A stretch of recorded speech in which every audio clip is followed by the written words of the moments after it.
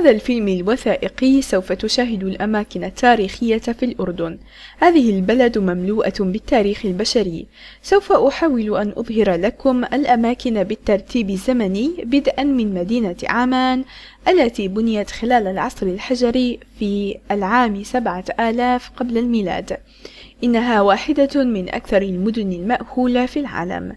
سترى أطلال جرش، العمارة الرومانية الأكثر شهرة في العالم خارج إيطاليا. سوف أريك الكهف الذي اتخذه النبي لوط ملاذا بعد تدمير سدوم. ثم سنذهب إلى البتراء، هذه المدينة الرائعة التي دمرت في زمن النبي صالح. ثم جبل نبو، حيث يعتقد أن النبي موسى رأى فيه أرض الميعاد لأول مرة والتي لم يدخلها، ويعتقد أنه دفن هناك. وكذلك عمد يسوع المسيح هنا على نهر الأردن. لقد عاش الأنبياء العديد من الديانات التوحيدية وماتوا هنا. وسوف أريكم أيضا قبور النبي يعقوب، النبي هارون، والنبي شعيب، والنبي يوشع. وسوف ترى أيضا كهف 7 النائمون أيضا. وسوف آخذك إلى مؤتة. خلال فترة حياة النبي محمد خاض المسلمون هنا معركة شهيرة ضد الجيش البيزنطي الغساسني. وسوف أريكم مقابر للعديد من صحابة الأنبياء، بما فيها قبر بلال الحبشي، وجعفر بن أبي طالب، وزيد بن الحارث. ثم سوف ترى العديد من القلاع الأموية والصليبية صلاح الدين. إذا كان يروق لك جهدي، من فضلك اضغط على زر أحب أو أعجبني الذي يمكنك أن تجده على يوتيوب في أسفل يسار هذا الفيديو. وسوف أقدر لكم أيضا لو كتبتم تعليقاتكم القيمة أيضا. وشكرا.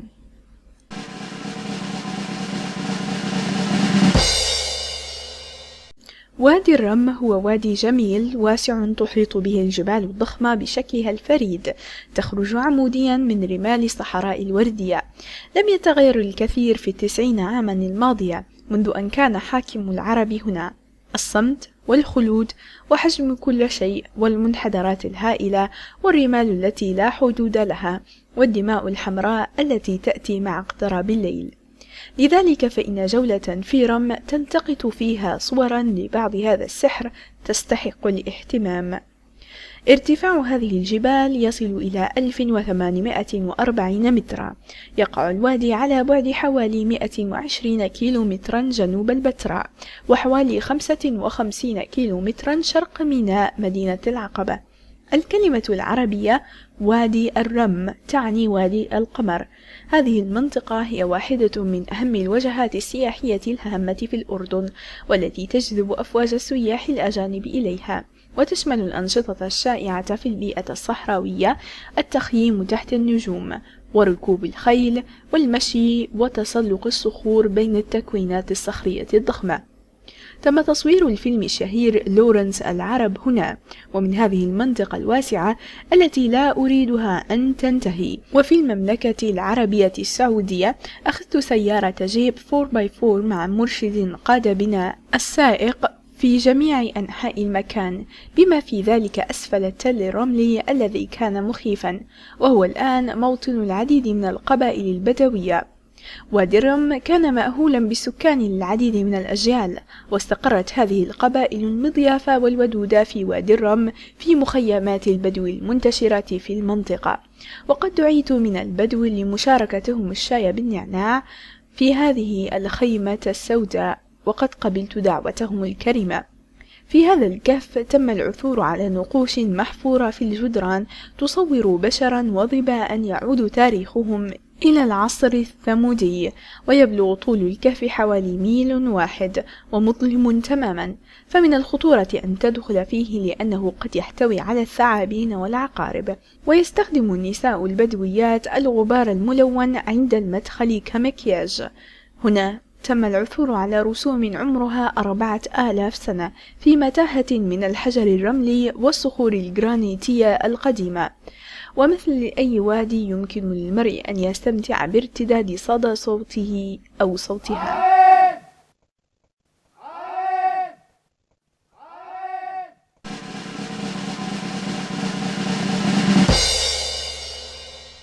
ما تبقى من وادي الموجب هو أدنى محمية طبيعية في العالم، ويقع في قلب المناظر الطبيعية الجبلية إلى شرق البحر الميت على بعد حوالي 90 كيلومترا من جنوب عمان.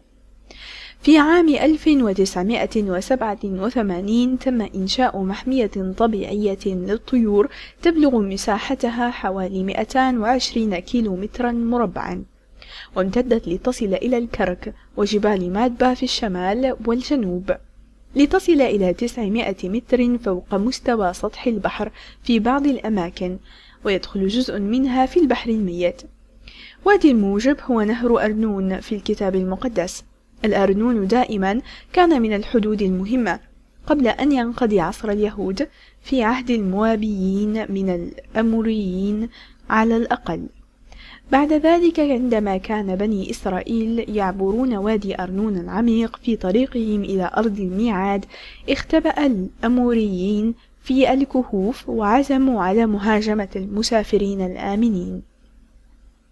ولكن سفينة الميعاد التي سبقت الإسرائيليين كانت كافية لإغراق المرتفعات ورفع الوادي، ونتيجة لذلك تم سحق الأموريين في الكهوف، وأنقذ الإسرائيليين من الهجوم المخطط لهم. المعجزة لم يلاحظها الإسرائيليين. ألم يسبب الله الحفرة التي رافقتهم وقذفت بالجثث أشلاء؟ عند هذه اللحظة غنى الإسرائيليون أغنية الحفرة احتفالا بهذه المعجزة. كرر الحاخامات أن هذا الدعاء الخاص لا بد أن يتلى عند رؤية أرنون. إذا كنت ترغب بالدخول سوف تضطر إلى المشي ضد التيار القوي حتى تصل إلى خور في الوادي. أود أن أقترح أن تأخذ مرشدا وتنضم إلى مجموعة.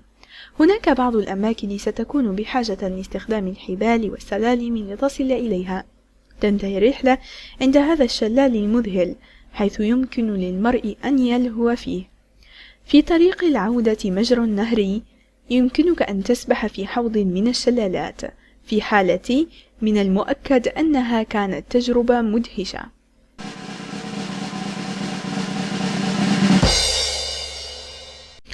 عمان هي واحدة من أقدم المدن المأهولة بالسكان في العالم. خلال أعمال التنقيب وجدت منازل وأبراج يعتقد أنها بنيت خلال العصر الحجري من 7000 عام قبل الميلاد.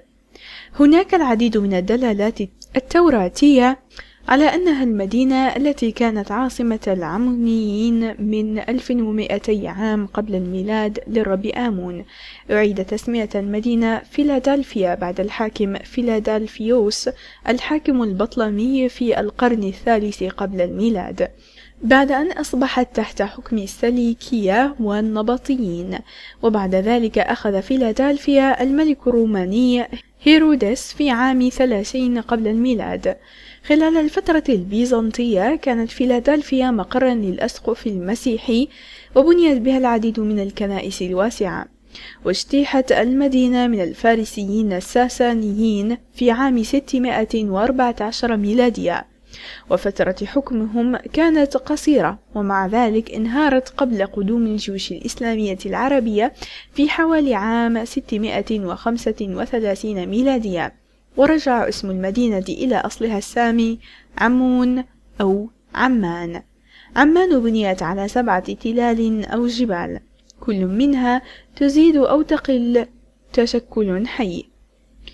وأسفل القلعة وعلى بعد 5 دقائق سيرا على الأقدام شرق وسط المدينة المسرح الروماني هو أكثر بقايا فيلادلفيا القديمة وضوحا وإثارة للإعجاب. بني المسرح خلال عهد أنطونيوس بيوس من عام 138 إلى عام 161 ميلادية في الجانب الشمالي للتل الذي استخدم مرة كمقبرة أو جبانة، وهو مشابه جدا في تصميمه لمسرح مدينة جرش، والذي يمكن أن يستوعب 6000 متفرج. المسرح ما زال يستخدم دوريا لإقامة الأحداث الرياضية والثقافية.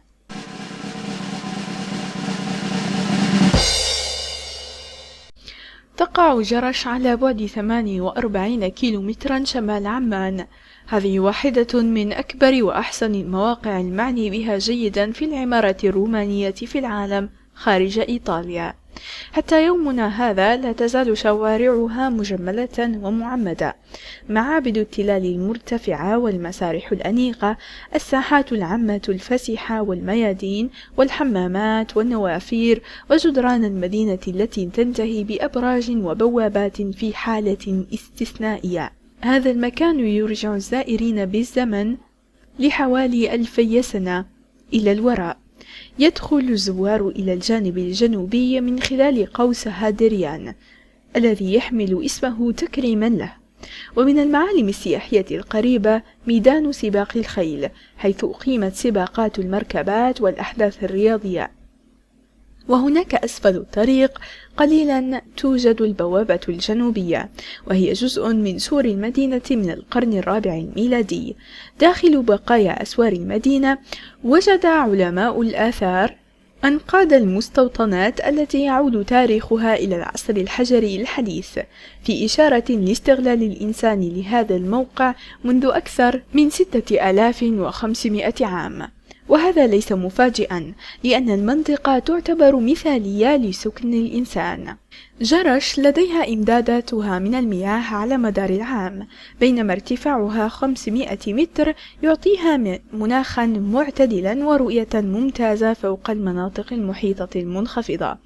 يطل معبد زيوس على ساحة بيضاوية واسعة، والتي تبلغ مساحته قدرها 90 في 80 مترا. يحيط بها أعمدة من أعمدة القرن الأول. في الوسط كان يوجد 2 من المذابح تم استبدالها بنافورة في القرن السابع الميلادي. وضع عمود حديثا في المنتصف لحمل شعلة مهرجان جرش. تاريخ جرش هو مزيج من العالم اليوناني والعالم الروماني في حوض البحر المتوسط. والتقاليد القديمة الشرقية للعرب لم تبدأ جرش في التطور حقا إلا مع قدوم عهد الإسكندر الأكبر في القرن الرابع قبل الميلاد لتصبح مدينة كبيرة. ولكن خلال فترة حكم الروماني كان العصر الذهبي لجرش، والتي عرفت لاحقا باسم جراسة. ومن الساحة البيضاوية درج يؤدي إلى الحرم المقدس لمعبد زيوس، الذي تم بناؤه خلال 162 ميلادية. ويؤدي سلم آخر إلى المعبد نفسه، والذي كان محاطا بأعمدة كورنثية ارتفاعها 15 مترا. يمتد شمالا من الساحة البيضاوية كاردو ماكسيموس، وهو الطريق الروماني الرئيسي في جرش، وهو لا يزال مرصوفا بالحجارة الأصلية، ويتحمل الشقوق التي تحدثها عجلات المركبات. كجزء من إعادة تصميم الشارع عام 270 ميلادية، استعيد عن الأعمدة الأصلية بالأعمدة الكورنثية المزخرفة أكثر. كان يحد كاردو رصيف واسع ومحلات تجارية ونظام صرف صحي كامل يجري تحت الأرض بطول الطريق، حتى مياه الأمطار تم توجيهها من خلال فتحات على جانبي الطريق. بهو أعمدة كاردو أصبح أطول عند مدخل السوق. هناك مبنى مدمر على اليسار، وهنا نافورة على شكل رأس أسد تعود إلى العام 211 ميلادية. المبنى التالي أسفل كاردو بعد السوق اكتشف مؤخرا، وهو المسجد الأموي، حيث لا تزال أعمال الحفر والتنقيب جارية. بعد المسجد بقليل شارع أصغر يمتد من الشرق إلى الغرب، ويقع جنوب تترابليون الذي يقابل تقاطع كاردو من الجنوب. فقط الأجزاء السفلية للأعمدة الأربعة تميز التقاطع، والتي لا تزال قائمة حتى اليوم. يرجع تاريخ أول إشارة تاريخية معروفة إلى جرش إلى القرن الأول أو الثاني قبل الميلاد. بعد فترة وجيزة أحكم الرومان سيطرتهم على سوريا.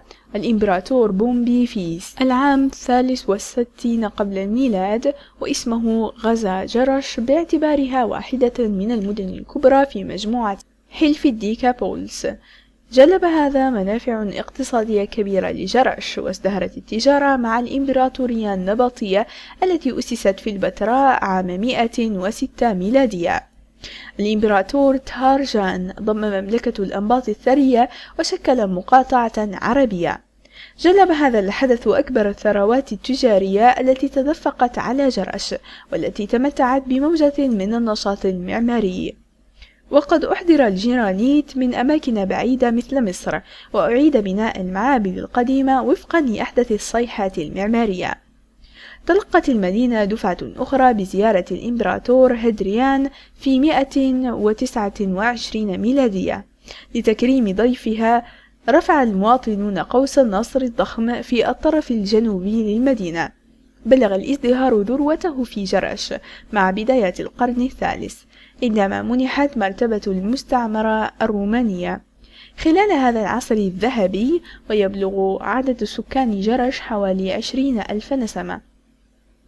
وبالاستمرار شمالا على طرق الكاردو، المبنى المجاور على اليسار هو بوابة منحوتة من أغنى أعمال القرن الثاني، والمعبد الروماني ديونيسيوس الذي أعيد بناؤه ككنيسة بيزنطية في القرن الرابع، الذي يطلق عليه اسم كاتدرائية. ولكن ليس هناك أدلة على أن هذه كانت كنيسة الأسقف. وفي أعلى درج في مقابل الجدار الشرقي يوجد مزار لمريم العذراء، عليه نقوش رسمت للقديسة مريم والملائكة ميخائيل وجبرائيل.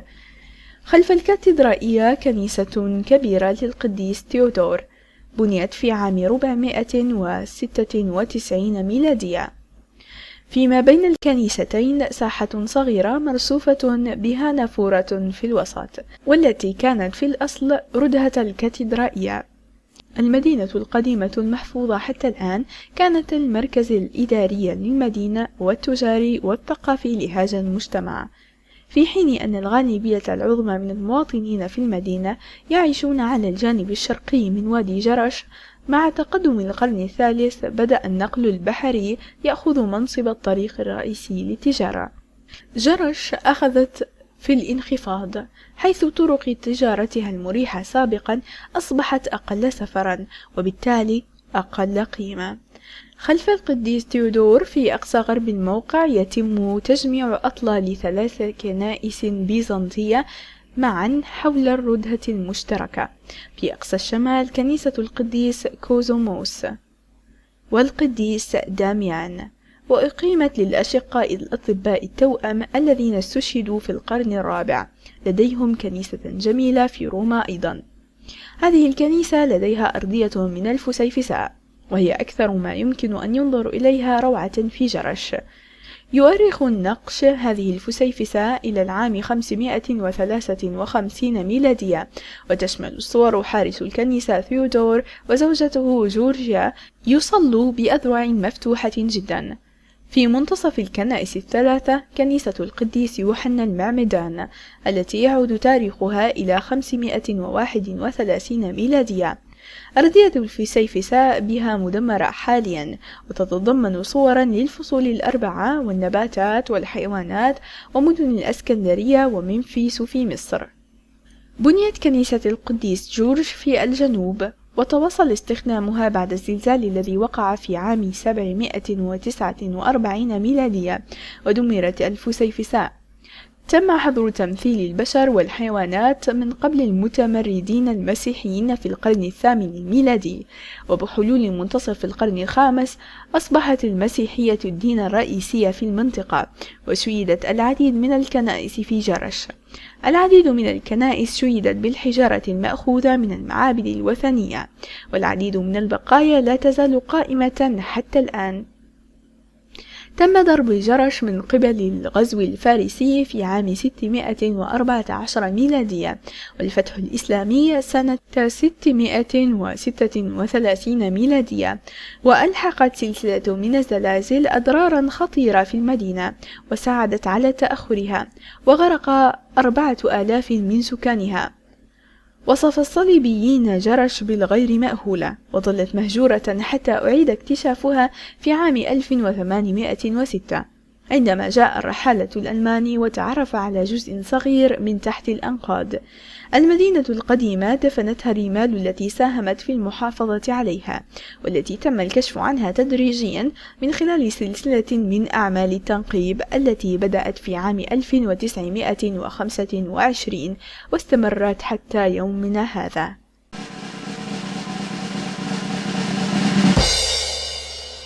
من روائع الأردن منتجع البحر الأحمر، وهو في الواقع نقطة انطلاق جيدة لاستكشاف أماكن متعددة ومثيرة للاهتمام في جنوب الأردن. العقبة هو مكان ممتع. تقع العقبة على حافة البحر الأحمر مقابل مدينة إيلات الإسرائيلية منذ ما يرجع تاريخه إلى 5000 سنة. لعبت العقبة دورا مهما في اقتصاد المنطقة. كانت مفترق الطرق الرئيسي للطرق البرية والبحرية لآسيا وإفريقيا وأوروبا، وهو الدور الذي لا تزال تلعبه حتى اليوم. يعود تاريخ المدينة إلى عهد الملك سليمان، ومرت بنو إسرائيل بهذه المنطقة في رحلات البرية الخاصة بهم، وفي وقت لاحق النبي موسى عليه السلام قادهم بالقرب من هناك أثناء دورانهم حول آدوم. والبحر الأحمر نفسه له ميزة كبيرة من وسط المدينة وحدود إسرائيل وسيناء مصر والمملكة العربية السعودية، ليس أكثر من 3 دقيقة بالسيارة.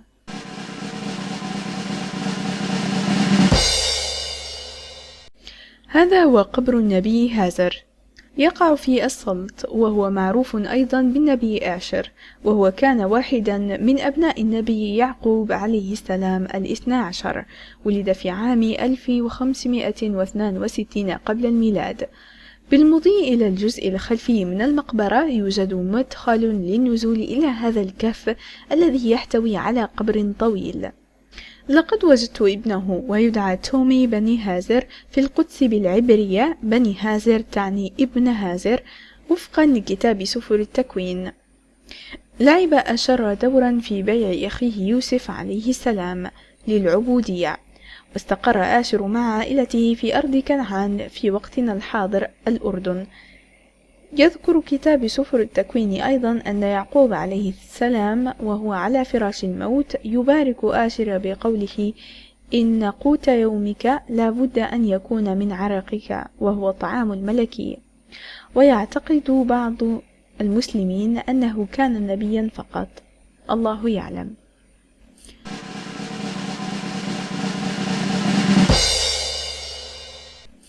النبي شعيب. الموقع المحتمل لقبر النبي شعيب عليه السلام هو بالقرب من مدينة الزرقاء السلط، على بعد 10 كيلومترا غرب عمان، الأردن. في الإسلام يعرف بالنبي شعيب عليه السلام. هذه المنطقة تعرف أيضا بوادي شعيب، وهو عرقيا عربي، ويعتبر كونه الأب الروحي لموسى عليه السلام. وكان مرسلا لأهل مدين، وهم جماعة من التجار يسيطرون على طرق التجارة الكبيرة بين اليمن وسوريا وبين العراق ومصر على سواحل البحر الأحمر. النبي شعيب عليه السلام مذكور في القرآن الكريم 11 مرة، وكان أهل مدين في الأصل هم أتباع إبراهيم عليه السلام، ولكن تدريجيا على مر القرون أصبحوا منغمسين في المعاصي والخطايا، وعلى وجه الخصوص كانوا منغمسين في عبادة الأوثان وعادات الشرك والغش في الميزان، ولكن إذا كالوا لأنفسهم أكملوه أو زادوا عليه، واتباع الباطل في جميع أمورهم وسرقة الناس. كان النبي شعيب عليه السلام مستاء جدا من رؤية قومه يكسبون السيئات، ونصح لهم أن يسألوا الله المغفرة، ولسوء الحظ فإن قومه لم يلقوا بالا لتحذيره وإنذاره، وغير ذلك عاقبوه. وبعد سنوات من الوعظ طلب الله منه أن يترك قومه. تم تدمير قومه بعد ذلك بزلازل.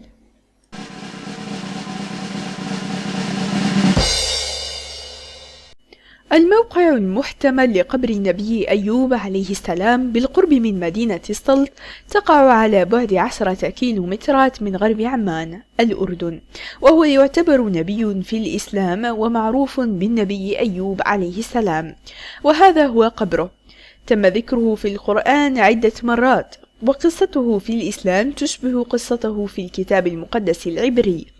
يرجع نسب النبي أيوب عليه السلام إلى النبي إسحاق والنبي إبراهيم عليهما السلام. كان للنبي أيوب عليه السلام الكثير من الممتلكات في أرض الشام، حيث المال والثروة الحيوانية والعديد من الأطفال والخدم. ثم ابتلى الله النبي أيوب عليه السلام بخسرانه جميع أمواله، وتوفي جميع أبنائه، ثم أصيب هو بمرض شديد جدا لفترة طويلة، لدرجة أن صبره مع المرض أصبح مشهورا. كان الناس يقولون وهذا يتطلب صبر النبي أيوب عليه السلام باستخدامه كمثال للشخص المريض. وفي ذات يوم وبعد 18 عاما من المرض، التقى النبي أيوب عليه السلام ملكا أمره أن يضرب الأرض بقدمه حتى ينبع الماء من تحت الأرض، ففعل النبي أيوب عليه السلام، وقال له الملك أن يستحم من الماء ويشرب منه، وقد فعل ذلك وأصبح بصحة جيدة كما كان من قبل. كذلك جعل الله النبي أيوب عليه السلام شابا مرة أخرى، وتوفي النبي عن عمر يناهز 93 عاما.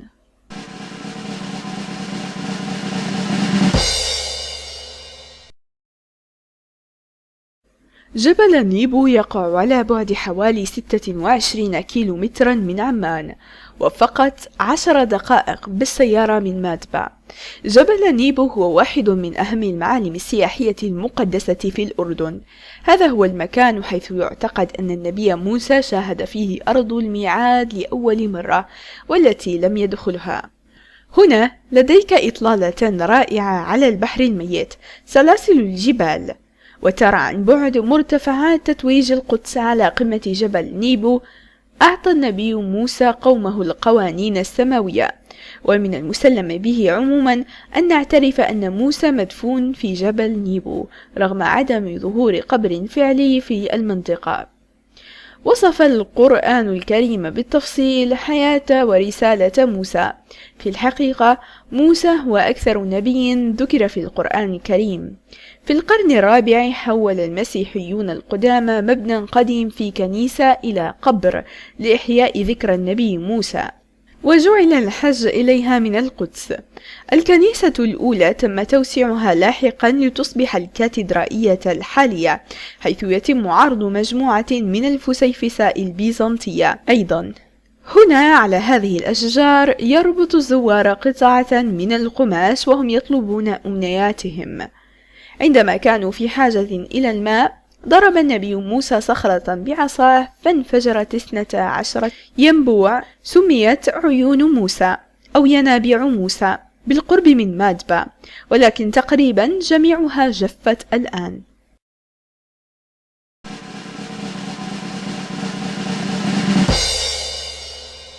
يقع ضريح يوشع بن نون بن إفريم عليه السلام بالقرب من مدينة سلط على بعد 10 كيلومترات غرب عمان الأردن. كان حفيد نبي الله يوسف عليه السلام، وكان مقربا جدا من النبي موسى عليه السلام، وأخذ منصبه كقائد لبني إسرائيل بعد وفاته. لم يذكر بالاسم في القرآن الكريم، ولكن اسمه يظهر في الأدب الإسلامي الآخر. ينظر إليه بعض العلماء الكلاسيكيين كخليفا لنبوة موسى، والبعض الآخر يرى بأنه رجل تقي، لكنه ليس نبيا. في السرد القرآني لغزو كنعان تمت الإشارة إلى يشوع، ولكن ليس باسمه كذكره عن 2 رجالا يخشون الله، وأعطاه الله قد أسبغ نعمته. بعد ذلك فر بني إسرائيل إلى مصر واستعبدوا وظلوا تائهين في الأرض لمدة 40 عاما. توفي النبي موسى عليه السلام على مقربة من بيت المقدس، غالبا ما يتم الإشارة إليها بأرض الميعاد. تولى النبي يوشع بن نون عليه السلام قيادة بني إسرائيل من نهر الأردن وحتى محيط أريحة، وكانت مدينة رائعة وبها قصور كبيرة، وقيل أنه وضع الحصار عليها أكثر من 6 أشهر. وبعد ذلك جاءت الضربة النهائية عندما قاد جيشه وغزاه، وهو عاش حوالي 110 أو 127 عاما.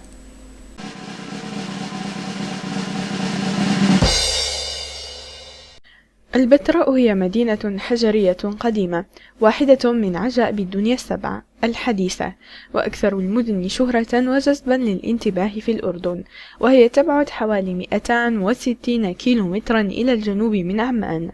البتراء تشتهر بالعمارة في الصخر ونظم قنوات المياه، ويوجد اسم آخر للبتراء وهو المدينة الوردية بسبب اللون الخارجي للحجر المحفور. وفيلم غزاة التابوت المفقود تم تصويره هنا، وقد استخدم هذا الموقع أيضا في تصوير فيلم الحملة الصليبية الأخيرة كموقع اختباء الكأس المقدسة. واحدة من أول الأشياء التي يمكن رؤيتها عند مدخل البتراء 3 كتل ضخمة يبلغ ارتفاعها من 6 إلى 8 أمتار.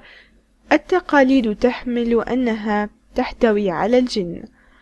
وضعت هناك لحراسة المدينة في العصور القديمة.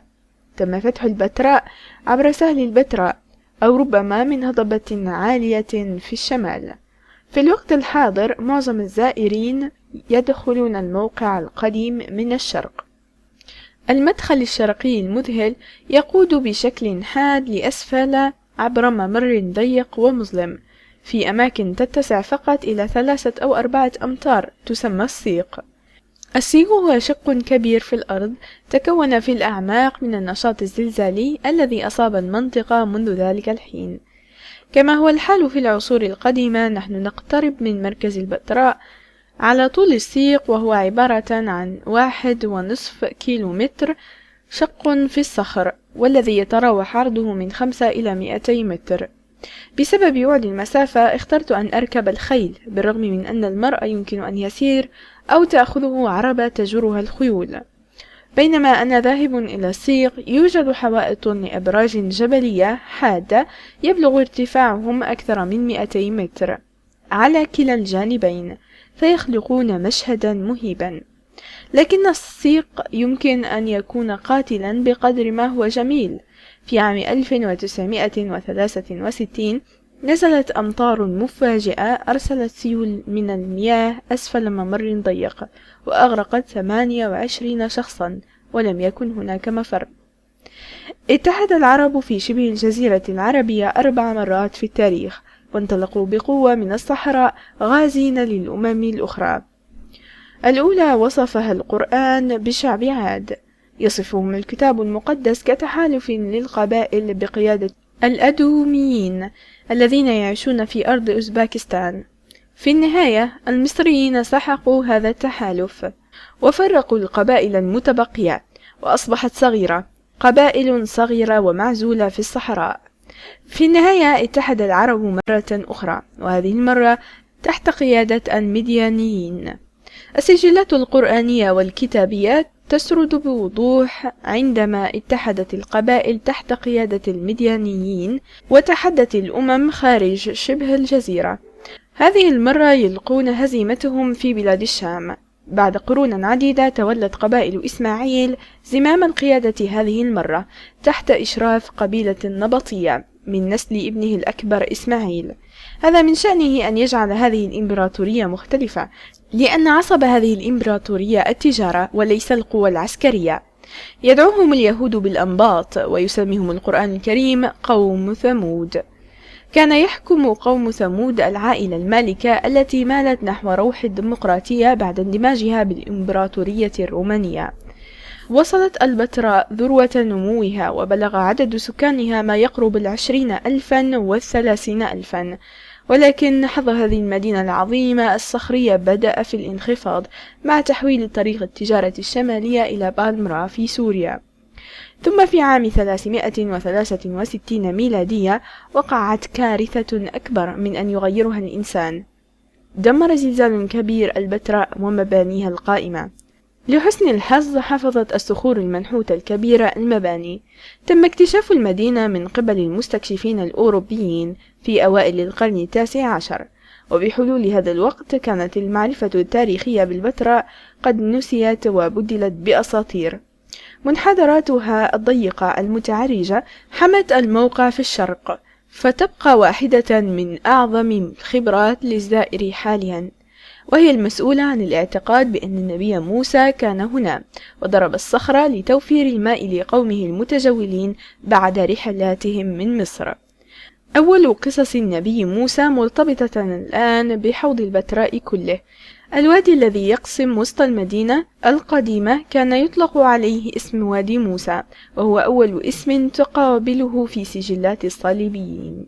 وأخيرا وصلت إلى نهاية السيق، ويفتح الشق فجأة على أكثر آثار البتراء إبهارا، ويدعى الخزنة الذي هو بالعربية الخزانة، واحدة من البقايا الأكثر أناقة من أي موقع قديم معروف، وهو محفور من الصخور الصلبة من سفح الجبل، وترتفع واجهته لأكثر من 40 مترا. الخزانة حصلت على وصفها المالي من أسطورة أن القراصنة أخفوا كنزهم هناك. بعد ذلك أطلق الغزاة البدو دورية بنادق في مبنى في محاولات فاشلة للعثور على الكنز الأسطوري، وثقوب الرصاص ما زالت إلى الآن واضحة للعيان.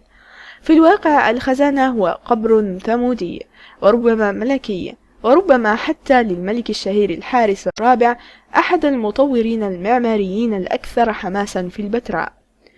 داخل المدخل الضخم غرفة المقبرة ذات تصميم داخلي من الصروح الجنائزية البترائية. بالطبع الواجهة نفسها واحدة من أروع الأمثلة للنحت الثمودي، والذي حتى بعد 2000 سنة لا يزال متعة للناظر الذي يدخل للفناء المتعرج الخاص بها. وكانت البتراء عاصمة ثمود، والعرب بها يتكلمون السامية، وكانت مركز تجارة القوافل. الجدران الصخور الشاهقة سقيت بواسطة السيول الدائمة. تستحوذ البتراء ليس فقط على مزايا الحصن، ولكن تسيطر أيضا على الطرق التجارية الرئيسية التي تمر من خلالها إلى غزة في الغرب، إلى البصر ودمشق في الشمال، وإلى العقبة واليوس على البحر الأحمر، وعبر الصحراء إلى الخليج الفارسي، فإنها توفر الغذاء والماء والحماية للقوافل العابرة.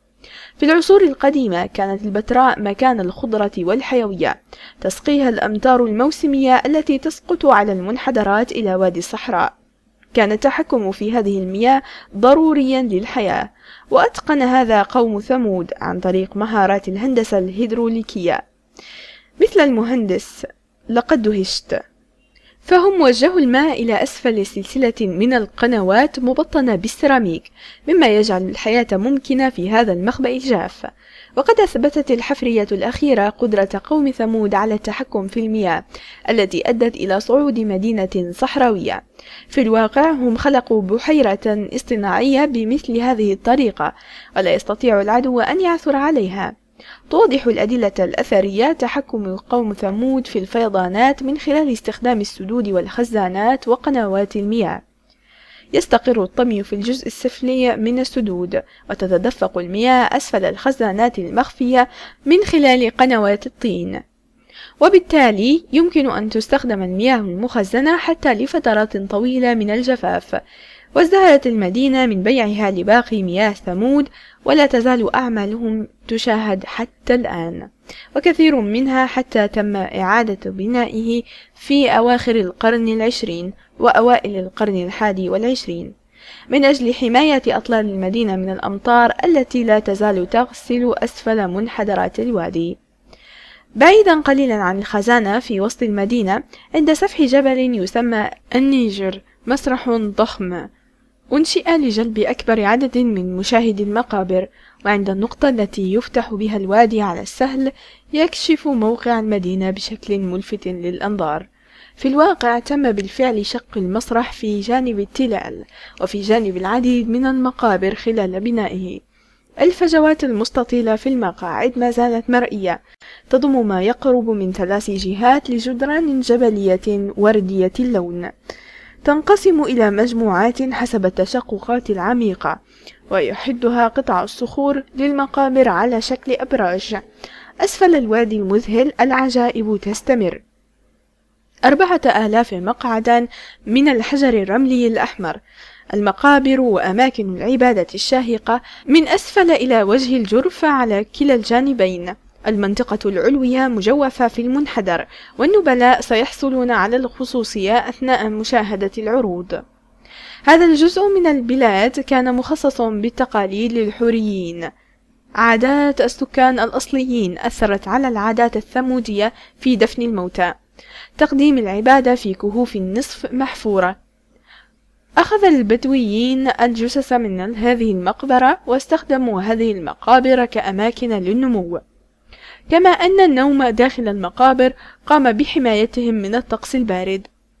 كما استخدموا هذه المقابر أيضا كأماكن للمعيشة، والدليل على ذلك واضح من خلال النظر في سقف متفحم، وهو دليل على طهي الطعام داخل المقبرة.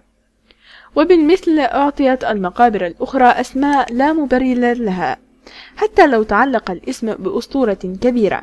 على سبيل المثال، المقبرة التي تمتد على الوجه الغربي للجبل، جبل الكوبسة، التي تعرف تعرجاتها اليوم باسم قبر الفريق الملكي.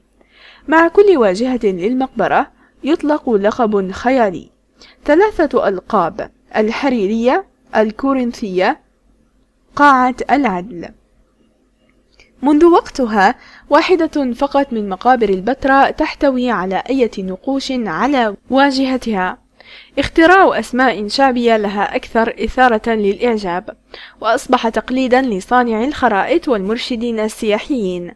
ربما على مر الزمن تحقق كل مقبرة قصة تكون قريبة من اسمها، وهو بالطبع يصنع أسطورة غير مؤذية نسبيا، طالما المستمعين لا يأخذوا هذه المسألة حرفيا وعلى محمل الجد. الأحجار الكبيرة بنت المعبد لإله الذكور لثمود دهيوشاريس هو مثال على ذلك بالرعب من حجم المبنى، واستدعى صانع الأسطورة سحر فرعون مرة أخرى، وحتى يومنا هذا يحمل المبنى اسم قصر بنت الفرعون، قصر ابنة فرعون. هذا المعبد مكرس للات إله ثمود العليا، وهو مزين بالفلين على جوانب منصة المذبح. معبد الأسود المجنحة تحتل الآن مكانا بارزا في سجلات الغموض في البتراء، وأخرج الفقراء اللات من الصورة تماما. تشتهر ثمود بمهاراتهم المتقنة من نحت في الصخور، ويعبدون قوم ثمود الآلهة والإلهات العربية من عصور ما قبل الإسلام، فضلا عن عدد قليل من ملوكهم. العديد من التماثيل المنحوتة في الصخر تصور هذه الآلهة والإلهات. 3 من هذه الأصنام كانت تعبد من قبل الكفار في زمن النبي صالح عليه السلام: اللات والعزى ومنات، والتي لها أصولها عند الأنباط، والذين كانوا يعتقدون أنهم بنات الله.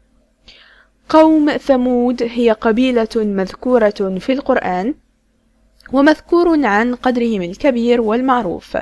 تؤكد المصادر التاريخية أن هناك قوم ثمود كانوا موجودين منذ سنوات عديدة، ويعتقد أن سكان مدينة الحجر المشار إليها في القرآن هم نفسهم قوم ثمود، وذلك لأن الاسم الأخير لثمود هو أشهب الحجر.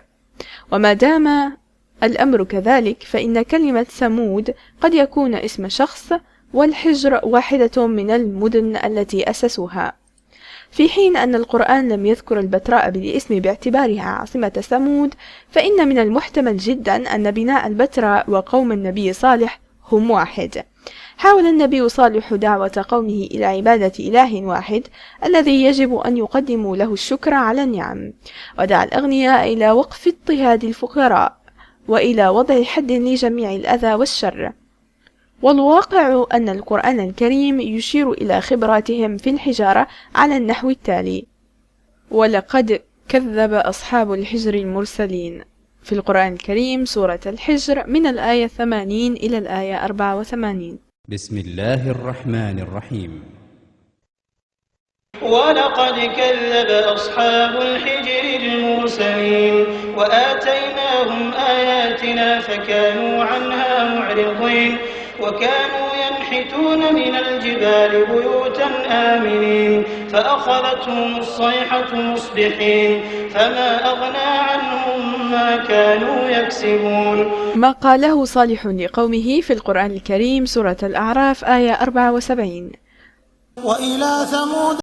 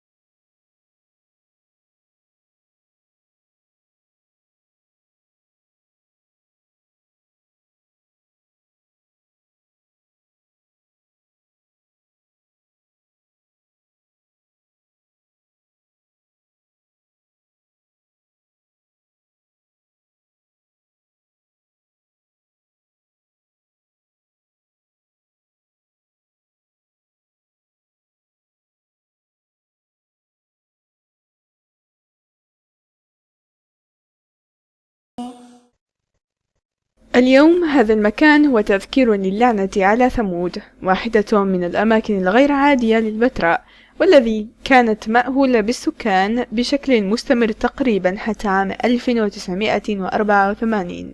كان الكثير من مبانيها رئيسية للبدو المحليين، تم نقلهم إلى المساكن الحديثة بالقرب من بلدة وادي موسى. كان شيئا يعدني للهجوم على حواسي، حيث أن لي خبرة على مدى عدة ساعات في موقع البتراء.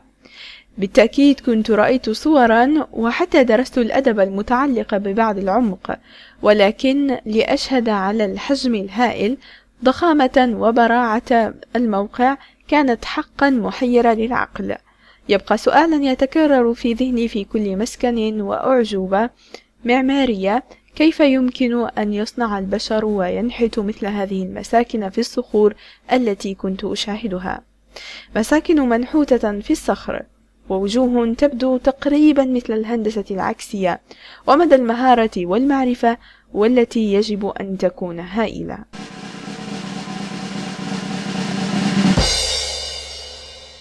بيثاني عبر الأردن هو أحد روافد صغيرة لنهر الأردن، والذي يتم تغذيته من قبل حوالي 5 ينابيع. التخليد الذي يحمل هذه الينابيع وفر المياه التي كانت تستخدم من قبل يوحنا المعمدان للتعميد، فهو يقع على بعد حوالي ساعة من جنوب مدينة عمان قبالة طريق البحر الميت، ولذلك عليك أن تترك سيارتك وتنضم إلى جولة بحافلة صغيرة بصحبة مرشد أردني. قيل لي أن المنطقة ملغومة، ونحن يجب أن نبقى مع المرشد السياحي. مع بداية الجولة بدأ المرشد السياحي للموقع يطلب منا أن ندخل أرقاما في الدليل الصوتي، ما يقرب من 20 دقيقة سيرا على الأقدام في ممر ضيق مغطى بشجيرات كثيفة وجافة في جو هادئ جدا. هي تجربة رائعة وشعور عظيم عندما نفكر في التاريخ ويسوع المسيح والقديس يوحنا الذين ساروا في المكان نفسه منذ سنين. في موقع المعمودية الفعلية لا يوجد ماء الآن، تم تجفيفها تماما، وحتى أمتار قليلة من نهر الأردن التاريخي. وقد زار هذا المكان البابا يوحنا بولس الثاني في مارس عام 2000. قال في رأيه: أرى قدوم يسوع إلى مياه النهر الأردني ليس بعيدا إلى أن يعمد على يد يوحنا المعمدان. على بعد 50 مترا من نهر الأردن بنى البيزنطيين 3 كنائس هنا لإحياء ذكرى معمودية يسوع على يد يوحنا. الكنيسة الأولى بنيت على ركائز متينة لحمايتها من الفيضانات. يصادف النهر الحدود بين الأردن والضفة الغربية، ويوجد مكان واحد فقط يمكنه أن يوصلك إلى النهر. هناك موقع على الضفة الغربية تحت حراسة الجنود الإسرائيليين، وكذلك هذا الموقع في الأردن يحرسه جنود أردنية في موقع المعمودية. يصبح نهر الأردن ضيقا جدا، ليصبح عرضه حوالي من 3 إلى 4 أمتار، 10 إلى 12 قدما. على الضفة الأخرى من النهر توجد إسرائيل، وهناك العديد من الأشخاص من الجانب الإسرائيلي يرون النهر أيضا. يجوز منح إذن للوصول إلى النهر، ويمكن للشخص أن يعمد الآخر، ولكن يجب أن تحصل بسرعة على المياه وتخرج مرة أخرى. هناك أيضا كنيسة يوحنا اليونانية التي شوهدت في مكان الكنيسة القديمة. كانت لديها لوحات جدارية جميلة، كما أن لديها بعض العظام البشرية موضوعة ليتم عرضها. في كتاب سفر التكوين الله يشير إلى وادي نهر الأردن حول البحر الميت باسم حديقة الرب، ويعتقد أن تكون هي موقع جنة عدن بالنسبة للمسيحيين. هذه المنطقة تلهم إيمانهم، وربما هذا هو المكان الذي كلم الله فيه موسى لأول مرة. فمن الأرض المقدسة حيث أعطى الله له الوصايا 10، حيث عانى أيوب وكوفئ لإيمانه، وحيث تصارع يعقوب مع ملاك من الله، وحيث تعمد يسوع على يد يوحنا. يمكن أن تكون المنطقة حارة جدا، لذلك يجب عليك ارتداء شيء مناسب ووضع قبعة، ووجود بخاخ طارد للحشرات ضروري، وإلا سيسبب الذباب الماص للدم المتاعب الكثيرة لك. حتى ولو لم أكن مسيحي، كان شعور عظيم بالنسبة لي زيارة هذا الموقع المقدس. هذه الزيارة كانت حقا لا تنسى.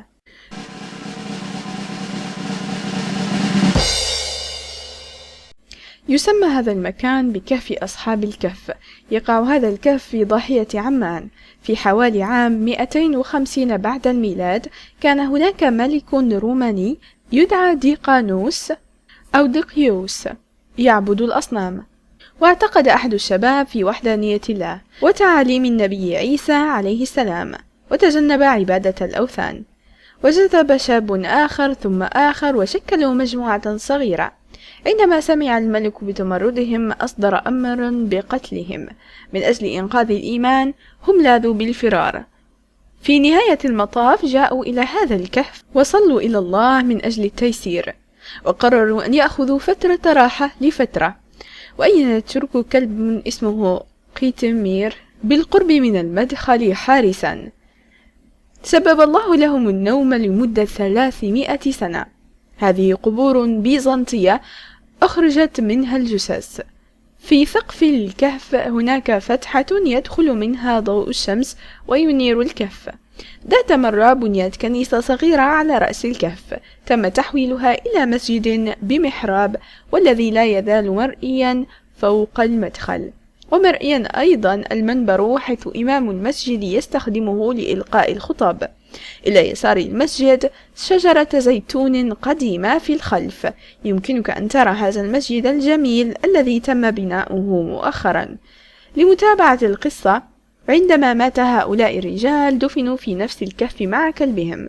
يصف القرآن الكريم نومهم في سورة الكهف في الآية 18. بسم الله الرحمن الرحيم.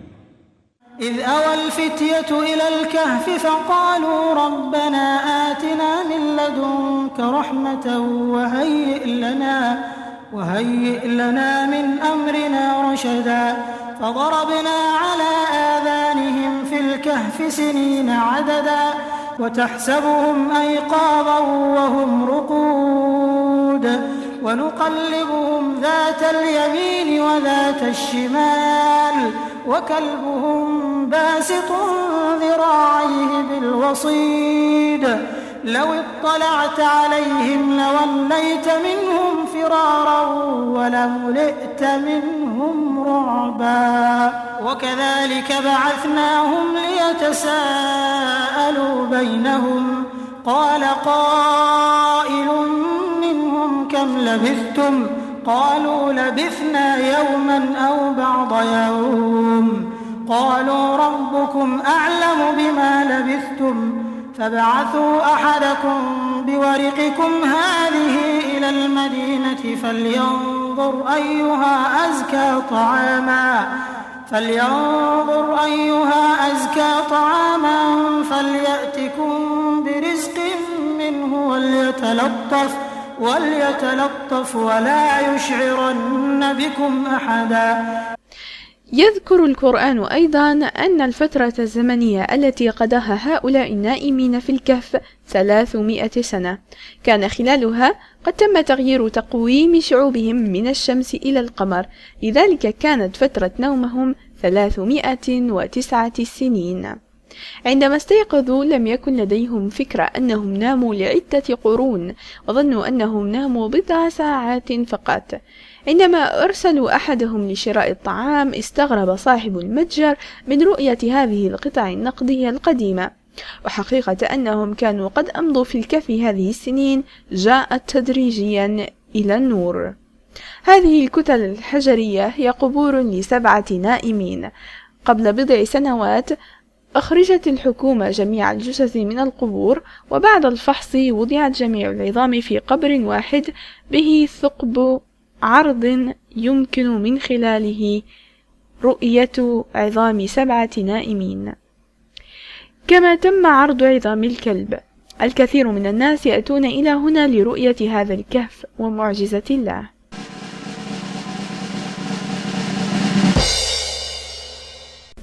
تقع قلعة صلاح الدين الأيوبي على سفوح عجلون، واحدة من مزارات القديس جورج عليه السلام.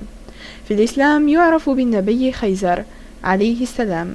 من الصعب العثور على المكان الفعلي دون مساعدة من شخص من المكان. لقد وجدت عائلة بدوية تقشعر لها الأبدان في ظل شجرة. سألت أحد الرجال أن يريني المكان، وهو بكرمه أخذني إلى أسفل التل إلى مقام خيزر. وعلى الرغم من أنه لم يكن نبيا، النبي خيزر عليه السلام يعتبر من العابدين الصالحين ومن القديسين المفضلين لديك، وكشفت عدد من المعجزات من خلاله، فهو يمتلك المعرفة عن المسائل الإلهية الخفية التي أعطت للشعب الذي اختاره الله، فهم يعرفون مسار الأحداث ونتائجها في المستقبل إلى الحد الذي يسمح به الله، والتصرف بناء عليها. جميع العلماء من أهل الكتاب يتفقون على أن وصفها الفرد. فوجد عبدا من عبادنا آتيناه رحمة من عندنا وعلمناه من لدنا علما. الآية 65 من سورة الكهف. هو خضر المبارك عليه السلام. النبي خيزر عليه السلام له العديد من الأضرحة في الأردن وغيرها من البلدان.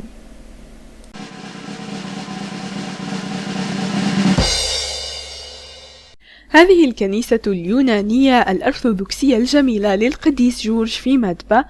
تقع مدبة على بعد 30 كيلومترا إلى الجنوب الغربي من عمان. هذه المدينة تشتهر بأكبر مجموعة فسيفساء في العالم، معظمها منذ 1400 سنة على الأقل.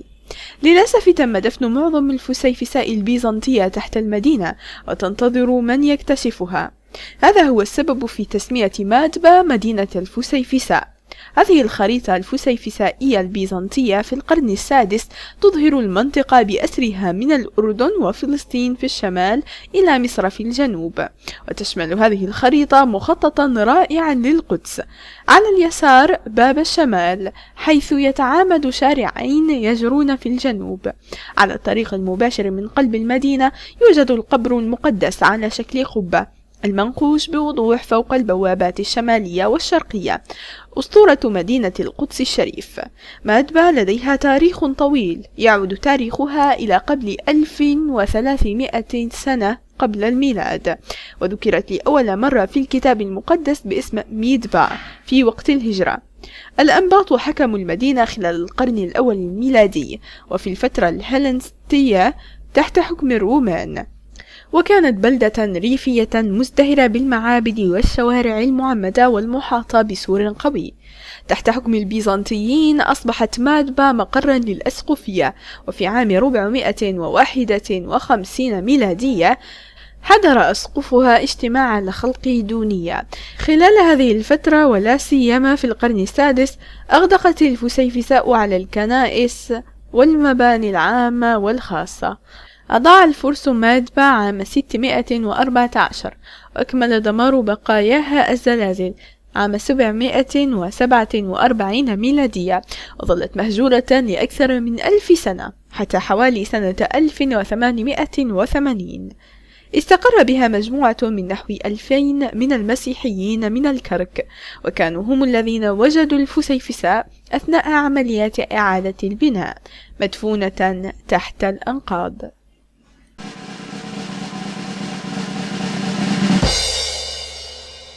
مؤتة مكان بالقرب من الكرك في جنوب الأردن، حيث خاض المسلمون معركة شهيرة ضد الجيش البيزنطي أو الغساسني، مجتمعين خلال فترة حياة النبي محمد صلى الله عليه وسلم في سنة 629 ميلادية. أوفد النبي رسائل إلى مختلف الملوك يدعوهم فيها إلى الإسلام. تم إرسال إحدى هذه الرسائل إلى الملك بورصة من خلال حارث ابن عمير الأزدي. عندما وصل حارث مؤتة قتل على يد شارجيل الغساني، واحد من حكام قيصر.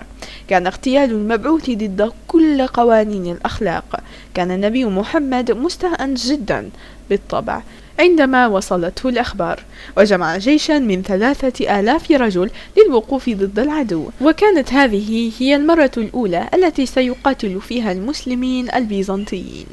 وفي هذه الحملة إلى مؤتة وضع النبي زيد بن حارثة في المقدمة، وقال: إذا قتل زيد تولى جعفر بن أبي طالب القيادة، وإذا قتل تولى عبد الله بن رواحة القيادة. في طريقهم إلى معان سمعوا أن هرقل قد ينزل معهم ب100,000 جندي، وضم الإغريق لهم 100,000 جندي آخر. فلما سمع المسلمون هذا أمضوا يفكرون فيما يجب القيام به، ولكنهم تقدموا إلى الأمام. وعندما اقترب العدو انسحب المسلمون إلى قرية تسمى مؤتة.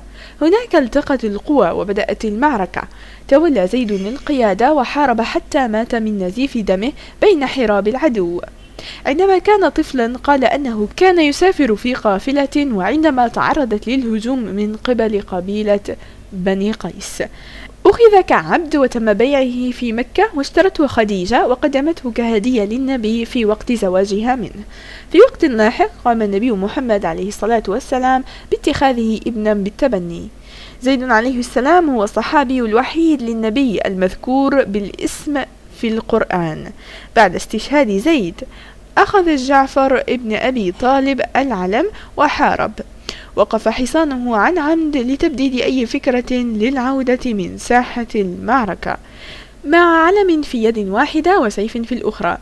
قفز في خطوط العدو، قطع العدو يده اليمنى التي حملت العلم، فنقله مرة واحدة إلى يده اليسرى التي قطعت أيضا، ثم حمل العلم بين أسنانه ودعمه بذراعيه الدامية، وقطع جسده إلى نصفين من قبل شخص في خلفه وسقط ميتا، وكان يبلغ 33 سنة في ذلك الوقت. عرف فيما بعد بجعفر الطيارة، وهي في اللغة العربية تعني شخص بجناحين يطير إلى الجنة. كان جعفر الطيار عليه السلام ابن عم الأب للنبي محمد عليه الصلاة والسلام، والأخ الأكبر لحضرة لعلي عليه السلام، وكان من بين أول الصحابة في الهجرة إلى أثيوبيا خلال اضطهاد قريش. كان هو المتحدث باسم المسلمين الذي دافع عن المهاجرين في ساحة الملك النجاشي ضد قريش. الذين جاءوا لإرغامهم على العودة إلى مكة. ثم أخذ عبد الله بن رواحة العلم وقاتل حتى مات شهيدا. في النهاية انسحب البيزنطيين، مما سمح لقوة المسلمين بالتراجع بسلام إلى المدينة المنورة. كانت هذه المعركة ناجحة استراتيجيا، تحدى فيها المسلمين البيزنطيين وجعلوا وجودهم محسوسا في وسط القبائل البدوية العربية في المنطقة.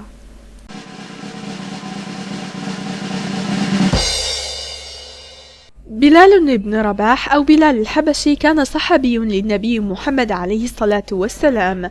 كان في الأصل من إثيوبيا، ولد في مكة المكرمة، كان من العبيد المحررين. بلال تعلم من النبي محمد عليه الصلاة والسلام وحفظ تعاليمه، ثم أصبح مسلما، لكنه أبقى إيمانه سرا.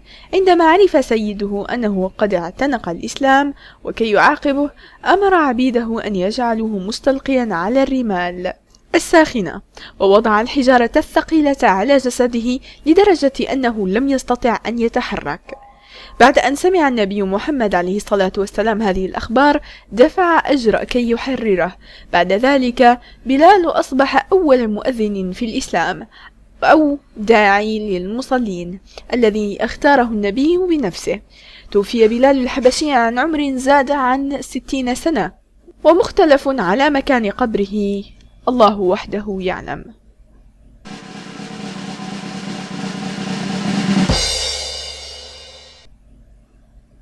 عبد الرحمن بن عوف، هذا هو قبر الصحابي الجليل للنبي محمد صلى الله عليه وسلم، عبد الرحمن بن عوف، وهو يقع في الجبيهة، وهي ضاحية من ضواحي عمان. هذا هو مكان دفن واحد من 10 المبشرين بالجنة، كما قال النبي صلى الله عليه وسلم: شارك عبد الله بن عوف في جميع المعارك والحملات الإسلامية الكبيرة، بما في ذلك الخندق، أحد، وفتح مكة، وحنين، وكان ممثلا للمسلمين في صلح الحديبية الذي تم التوصل فيه إلى حل وسط بين النبي محمد صلى الله عليه وسلم وزعماء مكة، حيث أعطت مكة الاعتراف السياسي والديني للمجتمع الإسلامي المتنامي.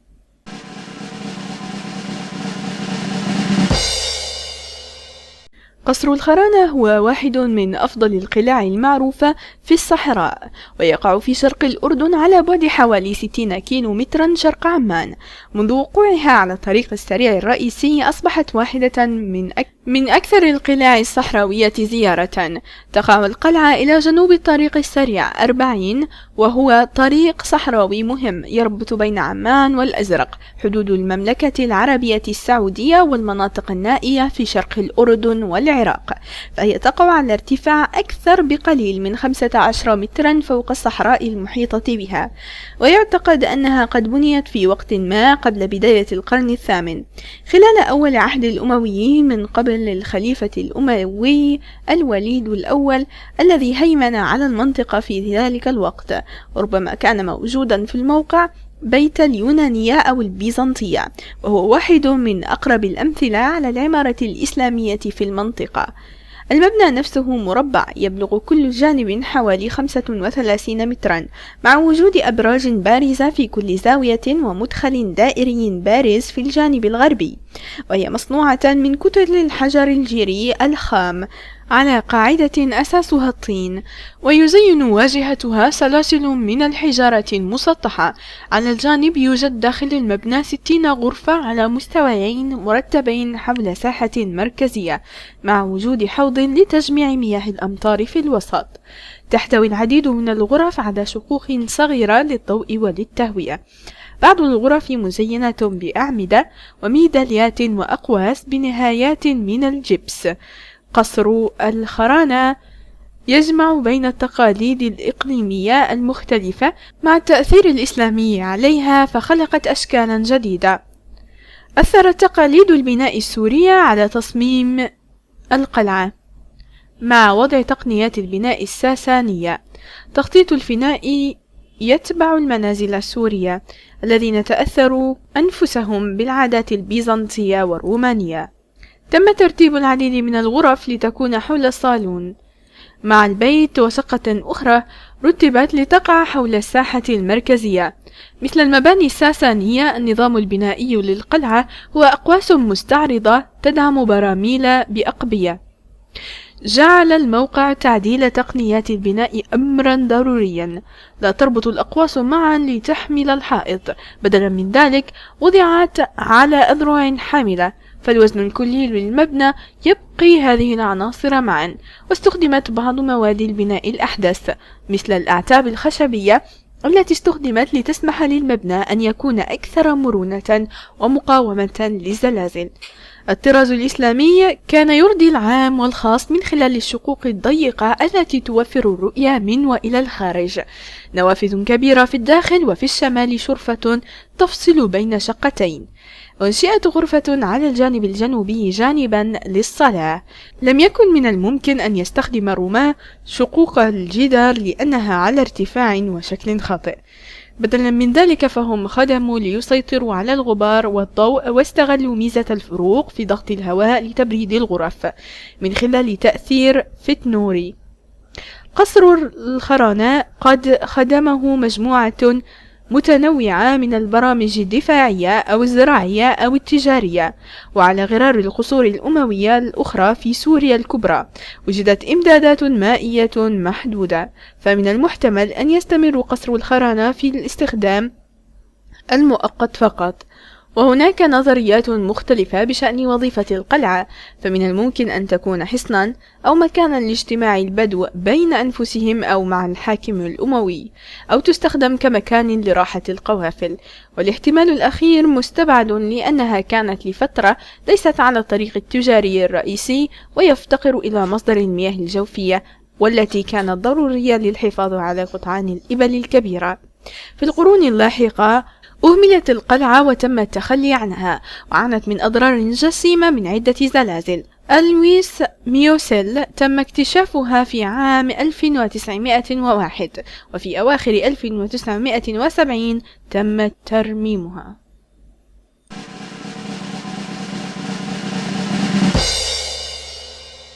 قصير عمارة في الصحراء الشرقية التي لا ترحم في الأردن، تمتد المناظر الطبيعية 800 كيلومتر من عمان إلى ضواحي بغداد. على طول الطريق الرئيسي هناك علامات قليلة على وجود حياة. حوالي 80 كيلومترا شرق عمان يقع قصر من الحجر الجيري صغير مزخرف ذو رمال ملونة يسمى قصير عمارة، وقد تم التأكد على أن الخليفة الأموي الوليد بنى قصير عمارة بين 712 ميلادية و 715 ميلادية. تشير بعض الدراسات إلى أن قصير عمارة بني قبل الخليفة الوليد الثاني بين عام 724 وعام 743 ميلادية، بينما في حين أنه كان ما زال أميرا في كلتا الحالتين، فإنه من بين أغرب أمثلة الفن الإسلامي المبكر وأكثرها إثارة، فهو الأثر الوحيد في هذه الأرض التي تحرقها الشمس، وهو صغير في الحجم ومحافظ عليه بشكل جيد جدا حتى الآن. ومن الناحية الهيكلية يحتوي على عنصرين رئيسيين: قاعة للجمهور وحمام، واحد يدخل المبنى من الشمال إلى قاعة الجمهور المستطيلة. عبر المدخل الرئيسي نجد قبوا بغرفتين بدون نوافذ، لكنه على الجانب الآخر يسمح للضوء بالدخول عن طريق المدخل، وانعكاساته من على الأرض تقع على الفسيفساء الزجاجية. الغرف الثلاثة التي تشكل حمامات على الطراز الروماني، والتي تشمل أبو ديبتريوم أو غرفة تبديل الملابس، تيبتداريوم أو الغرفة الدافئة، والكالداريوم أو الغرفة الساخنة، ممتدة جنبا إلى جنب مع غرفة مقببة لتخزين الحطب. تقع هذه الغرف إلى الشرق من المدخل الرئيسي للقاعة، واحدة منها هي نفق مقبب، والأخرى عبارة عن تقاطع مقبب، والثالث يحتوي على قبة. القاعة الرئيسية ليست كبيرة، تتكون من 3 أروقة مقببة، الأولى من نوعها طولها 14 مترا وعرضها 11 مترا. الباب على الجدار الغربي يؤدي إلى حمام مرفق تغذيها مياه الأمطار المخزنة في صهريج تحت الأرض. إلى الشرق من الكالداريوم نفق مقبب يمتد إلى مساحة مستطيلة مغلقة والتي لا تزال مكشوفة. معماريا ما يميز قصير عمارة هو نظام القبب المثيرة للإعجاب، وتحديدا في استخدامه للأقواس المدببة المستعرضة. وجود مثل هذه السمات يدل على التأثير الشرقي القوي، حيث لم تعد هناك أمثلة غربية معروفة لهذه الأقواس على الأقل حتى نهاية القرن ال11. يشتهر قصير عمارة بلوحاته الجدارية المرسومة والتي تزين كل غرفة من الغرف. هذه اللوحات تصور مجموعة متنوعة من المواضيع بما في ذلك مشاهد الصيد والنشاط الرياضي والصور الأسطورية والرموز الفلكية. على سبيل المثال رسمت على قبة الكالدريوم علامات الأبراج إلى جانب الرسوم التوضيحية التي عثر عليها للأبراج في نصف الكرة الشمالي. هذه الصورة لها أهمية كبيرة لأنها أول مثال معروف لتمثيل رائع على سطح نصف دائري غير مسطح. توجد مجموعة هامة أخرى من اللوحات الجدارية في قاعة الجمهور. في غرفة العرش التي على شكل قب لوحة واحدة يخلد فيها هالويد أحد النبلاء، وربما يمثل الخليفة الذي يجلس تحت مظل من القماش يحيطه الطيور والوحوش. يتصل بهذه اللوحة في الجزء الجنوبي من الجدار الغربي لوحة أخرى تصور 6 أشخاص يرتدون أروابا فاخرة، 3 منهم في المقدمة مع أسلحة في يمينهم، ويقف 3 الآخرين خلفهم. عبر الجدران يمكنك رؤية مجموعات من الظباء والكلاب والصيادين في مطاردات ساخنة. القصر الرئيسي لقصير عمارة هو واحد من أكبر المواقع. في أول عام 1970 نقبت البعثة الأثرية الأسبانية واكتشفت بقايا ساحة قلعة أصغر على بعد حوالي 300 متر شمال غرب. وبالإضافة إلى ذلك كشفت البعثة بقايا برج ومجمع هيدروليكي يتكون من بئر وساقية وخزان. يبدو أن قصير عمارة استغنى عنها بعد وفاة الوليد في عام 744 ميلادية. خلال عقد من الزمن اجتاح الثوار العباسيين الأمويين من السلطة مدعين استعادة الكرامة لخلافة التار من قبل الأثميين المتعطشين للسلطة. مهما فعلنا بالوليد، قصير عمارة يقدم لقطة لصنع الحضارة، بل هو التأمل في كوكتيل انتقائي من المكونات اليونانية والرومانية والفارسية والوثنية والمسيحية التي خلطت لتنتج أول ثقافة إسلامية أنيقة.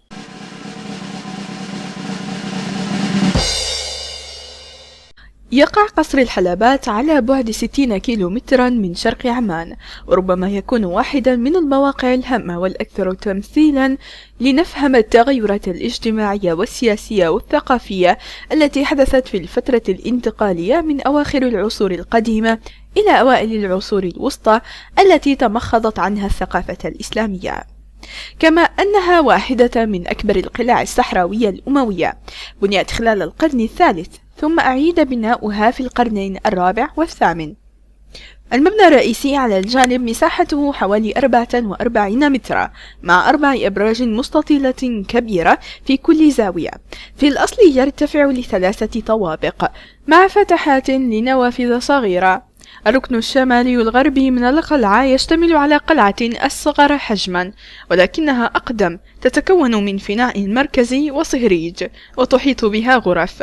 يجاوره مسجد مستطيل الشكل وهو أول مبنى على الطريق من مركز الزوار، يحتوي على نقوش يعود تاريخها إلى القرن الأول من العصر الإسلامي.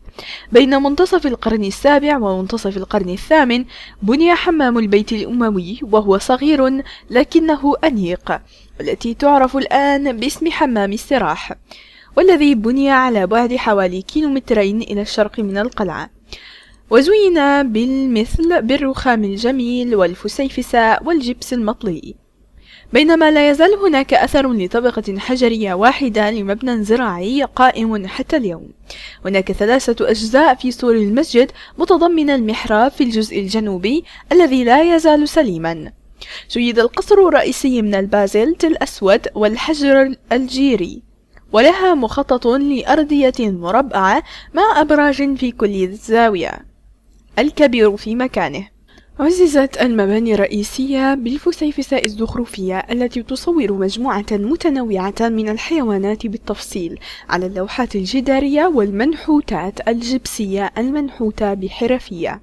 تم تجديد الموقع بالكامل في الجهة الغربية من القلعة، وبنى الأمويين أو أعادوا بناء ما لا يقل عن 5 صهاريج وخزان كبير للمياه، وهو يحتوي على جدران حاوية زراعية مقاسها حوالي 270 في 220 مترا، مقسومة بالجدران الداخلية إلى قطع مستطيلة أصغر مع بوابات السد. توجد قنوات للمياه مبنية بالحجارة وأحواض كاملة تكون نظاما محكما لاعتراض أمطار الشتاء القليلة واستخدامها في الري في فصل الربيع والصيف، استرشادا بخطط موضوعية. وأدرج مسجدا وجد 15 مترا من الجزء الجنوبي الشرقي للمبنى الرئيسي، ونظام مياه معقد بما في ذلك 5 آبار وخزان كبير للمياه وحمام. وعلاوة على ذلك يقع إلى غرب القصر مبنى مغلق ربما كان يستخدم للأغراض الزراعية مثل زراعة أشجار الزيتون والعنب.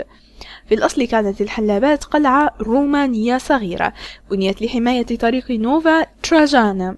يمتد الطريق الروماني من البصرة إلى العقبة، وأسس بعد عام 106 ميلاديا. كان هذا الحصن جزءا من الكلس العربية، لكنها اتسعت وتحولت إلى حصن ب4 أبراج ركنية في القرن الرابع الميلادي، وربما تحت حكم دقلديانوس لحقت بها أضرار كبيرة في زلزال عام 551 ميلادية، حيث تم تحويلها إلى دير وقصر. كان الحصن واحدا من الكثير على الطريق السريع الروماني. كان طريق نوفا ترجانا هو الرابط بين دمشق والعقبة عن طريق البتراء وعمان. ومع ذلك بحلول القرن الثامن أمر هشام عبد المالك الأموي بهدم المباني الرومانية من أجل إعادة تطوير هذا الموقع العسكري والأراضي المجاورة له، لتصبح واحدة من أروع المجمعات الصحراوية الأموية. كشفت الحفريات وأعمال التطهير داخل القلعة عن مجموعة من 164 من النقوش اليونانية، فضلا عن 2 آخرين في النبطية و1 في الصفوية، وكلها محفورة على أحجار البازلت المقطوعة بانتظام.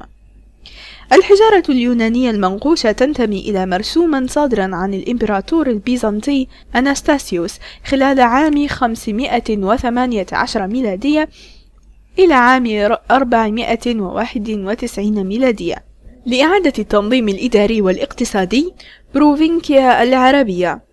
وعلى ما يبدو تم جلب هذه الأحجار المنقوشة من مستوطنة مجاورة، وربما تكون أم الجمال، وإعادة استخدام مواد البناء خلال إعادة بناء الأموي لقلعته. أنجزت البعثات الأثرية عملا واسع النطاق هنا في السنوات الأخيرة، إزالة الأنقاض وإعادة النظام إلى الموقع وتجديد مبانيه الأساسية.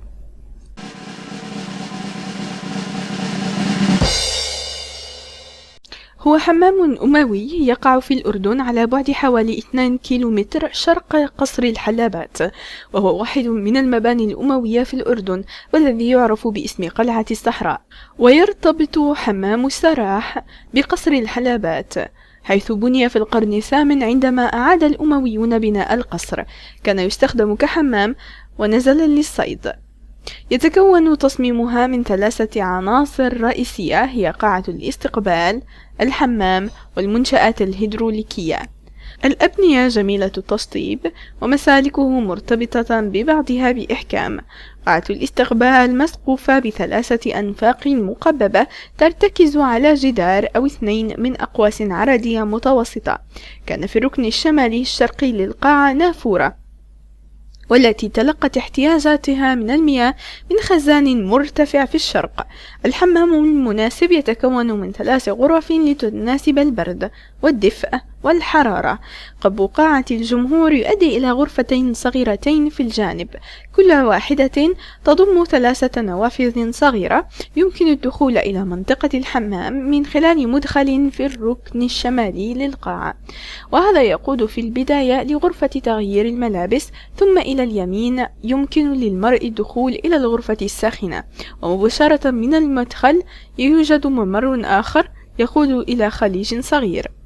يتم الوصول إلى الكالداريوم من ناحية الجهة الشمالية الشرقية للغرفة الساخنة، ويضم 2 من النوافذ النصف دائرية، كل منها يحتوي على نافذة مركزية على الجانب في منطقة القبة الرئيسية.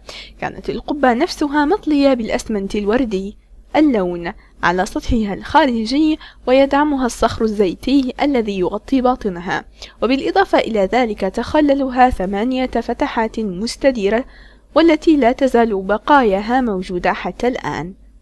واحدة مزينة بالرخام والفسيفساء واللوحات الجدارية، وهذه هي سمات حمام السراح والتي يجري حاليا ترميمها.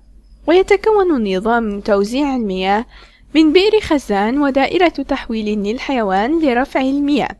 توجد بقايا للمسجد العثماني بالقرب من هنا، وهذا الأثر عانى من أضرار جسمية في عام 1950 عندما تم سرقة أحجار المبنى. لحسن الحظ أنه منذ ذلك الحين تم ترميمه بشكل جيد، واليوم يمكنك أن ترى الكثير من مكونات هذا الصرح.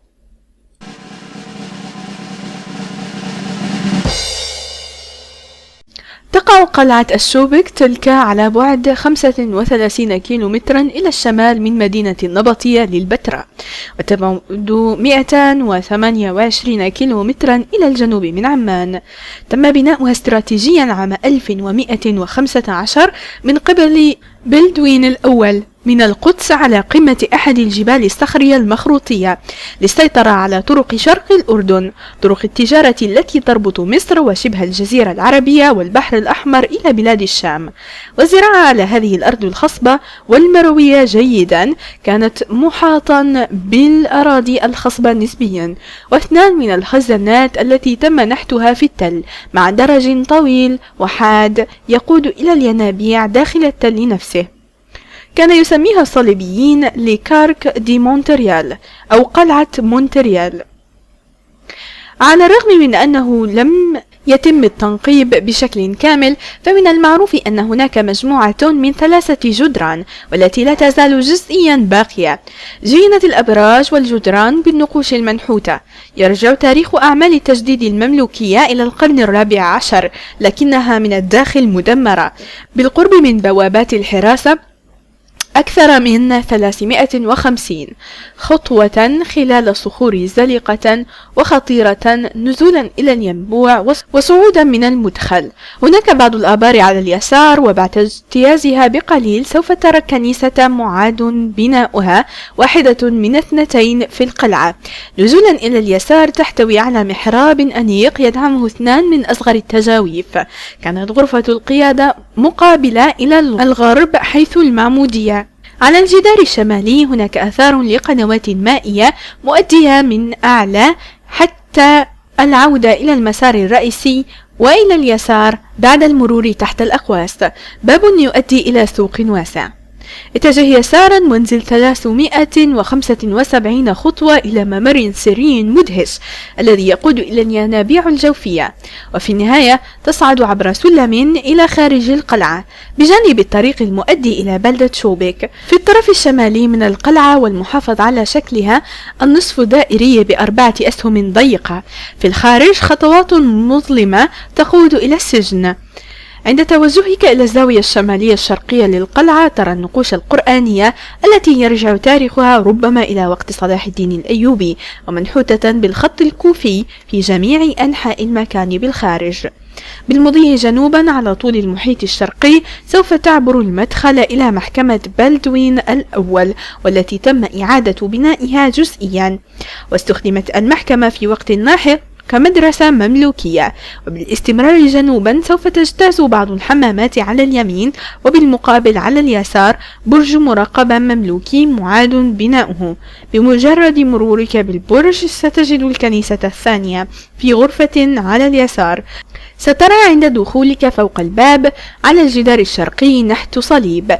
في الكنيسة السليمة قد أعيد بناء الأقواس تحت الكنيسة، وهي سراديب الموتى، والتي تحتوي على أقراص إسلامية ومنحوتات مسيحية وصخور قروية كبيرة تستخدم في المجانيق. يمكن أن يقال أن عرش صلاح الدين بسيط جدا، ومن سراديب الموتى يوجد ممر يقودك رجوعا إلى البوابة.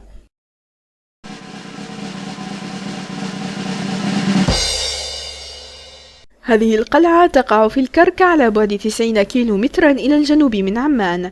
نستطيع أن نرى الخندق والجسر المتحرك الذي تم صنعه لحماية العشيرة من الغزاة.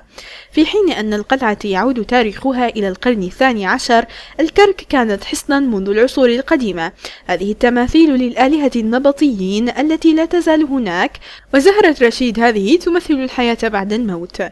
بنى الصليبيين هذه القلعة الواسعة في عام 1161، وأصبحت مقر إقامة حاكم شرق الأردن.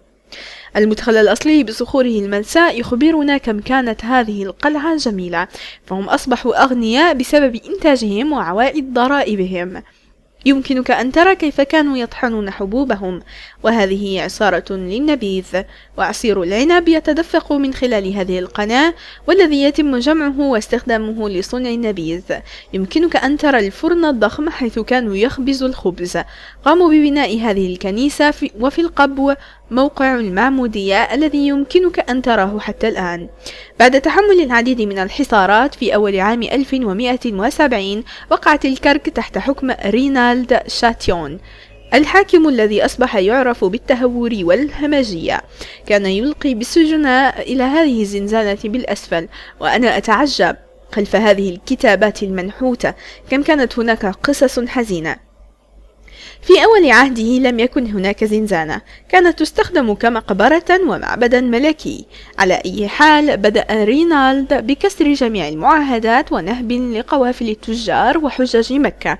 هاجم موطن الإسلام الحجاز، وداهم الموانئ العربية على البحر الأحمر، بل وهدد مكة نفسها.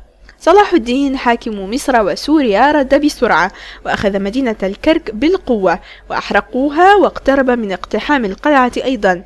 وسرقة رينالد لقافلة كبيرة عام 1177 استوجبت رد فعل سريع من صلاح الدين الذي هاجم المملكة الصليبية. انتهت بهزيمة الجيش الصليبي، وأخذ صلاح الدين معظمهم كرهائن باستثناء رينالد الذي قتله بنفسه. تمتد القلعة بطول 220 مترا، وعرضها 125 مترا في الطرف الشمالي، ليصبح عرضها 40 مترا في الطرف الجنوبي، حيث الوادي الضيق الذي عمقه الخندق الذي يفصلها عن تل أكثر ارتفاعا. من موقع صلاح الدين الدفاعي المنفصل يمكن أن ترى طريق الملك الذي كان يستخدم كطريق رئيسي للقوافل. في جميع أنحاء القلعة الظلام وشكل الصليب، ومن السهل أن نستشف استخدام حجر جيري أخف وزنا وأكثر ليونة في الاستخدام في العمل العربي لاحقا. جعل العرب نظام جمع مياه الأمطار أكثر تفصيلا، فيتدفق الماء من السقف خلال هذه القنوات، ويتم تخزينها في خزانات المياه العميقة والكبيرة. هذه كانت طريقة مفيدة جدا لتوفير المياه خلال أي حصار محتمل. وأقاموا هذا المسجد هنا لتعليم الناس، وكانت لديهم ورش عمل منتظمة، والتي كانت تعلم مهارات مثل صنع الزجاج، الخبز، وغيرها من المهارات المماثلة. أصبحت الكرك لبعض الوقت عاصمة لمملكة الممالك كلها. تخيل مدى صعوبة مهمة الحراس وهم يراقبون كل حركة للغزاة من أبراج المراقبة. وأثناء هذه الحصارات أصبحت الكرك الهدف الأول للمدفعيات الحديثة في الشرق الأوسط، كما استفاد الصالح إسماعيل من المدافع والبارود. يمكنك أن ترى كيف فجروا هذا المكان بالديناميت، لأن المتمردين كانوا يختبئون هنا. في أوقات لاحقة تم استخدام القصر المملوكي داخل القلعة كسجن. في الأصل كانت القلعة عبارة عن 7 طوابق، ولكن الآن نرى 3 أو 4 فقط.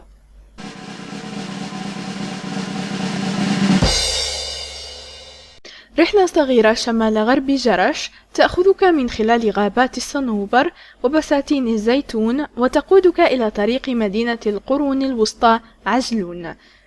هنا سوف تجد قلعة عجلون التي بنيت في القرن 12 من قبل عز الدين أسامة، أحد قادة وابن شقيق صلاح الدين الأيوبي.